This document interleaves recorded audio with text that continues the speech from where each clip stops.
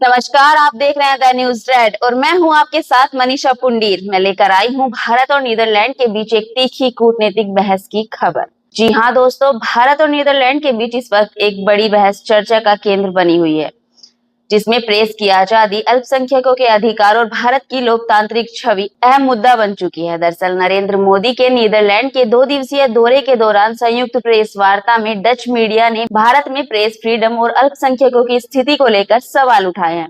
इसी दौरान नीदरलैंड के प्रधानमंत्री रॉब जेटन ने कहा कि उनकी सरकार भारत में प्रेस की आजादी और अल्पसंख्यकों के अधिकारों को लेकर चिंतित है, लेकिन भारत की ओर से जवाब भी उतना ही सख्त और आत्मविश्वास से भरा दिया गया है। विदेश मंत्रालय के वरिष्ठ अधिकारी सीबी जॉर्ज ने साफ शब्दों में कहा, यह टिप्पणी भारत की सच्चाई और लोकतांत्रिक व्यवस्था को पूरी तरह न समझ पाने को दर्शाती है।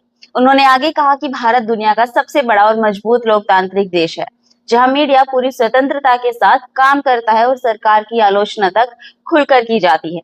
सीबी जॉर्ज ने भारत की सांस्कृतिक पहचान का जिक्र करते हुए कहा, भारत सिर्फ एक देश नहीं बल्कि हजारों वर्षों पुरानी ऐसी सभ्यता है जहां अलग अलग धर्म, भाषाएं और समुदाय एक साथ मिलकर रहते आए हैं। अल्पसंख्यकों के मुद्दे पर भी भारत ने अपना पक्ष मजबूती से रखा।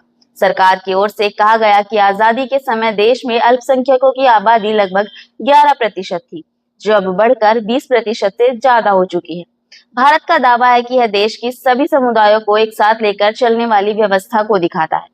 हालांकि इसी बीच एक और तथ्य ने बहस को और तेज कर दिया है, जिसमें रिपोर्टर्स विदाउट बॉर्डर्स यानी आरएसएफ की 2026 वर्ल्ड प्रेस फ्रीडम इंडेक्स में भारत को 180 देशों में से 157वां स्थान मिला है। पिछले साल भारत 151वें स्थान पर था, यानी इस बार रैंकिंग में गिरावट दर्ज की गई है। अब यह मामला सिर्फ एक प्रेस कॉन्फ्रेंस तक सीमित नहीं रहा, बल्कि अंतर्राष्ट्रीय स्तर पर लोकतंत्र, मीडिया स्वतंत्रता और मानव अधिकारों पर नई बहस छिड़ चुका है।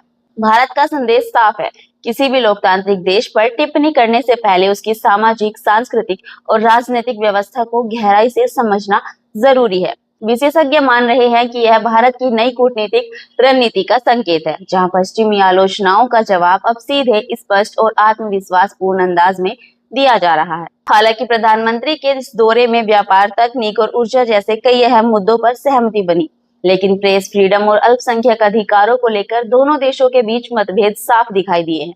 फिलहाल इस बहस पर दुनिया की नजरें बनी हुई हैं। ऐसी ही रोचक जानकारियों से जुड़े रहने के लिए देखते रहिए द न्यूज रेड। नमस्कार।